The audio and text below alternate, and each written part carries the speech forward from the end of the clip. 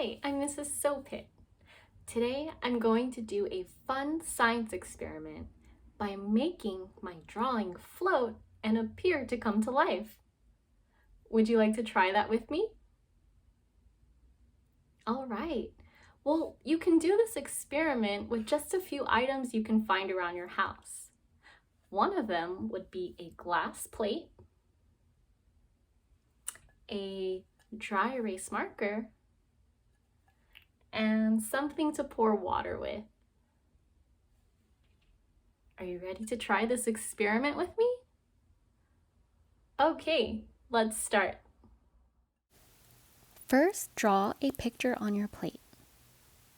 Then slowly pour some water, and let's see what happens. My drawing is floating. Wow! So how did that happen? How did I make my drawing float in the water? Well, that is all due to a word called buoyancy. Can you say that with me? Buoyancy. So what that word means is that the marker is lighter than the water. So the marker floats in the water.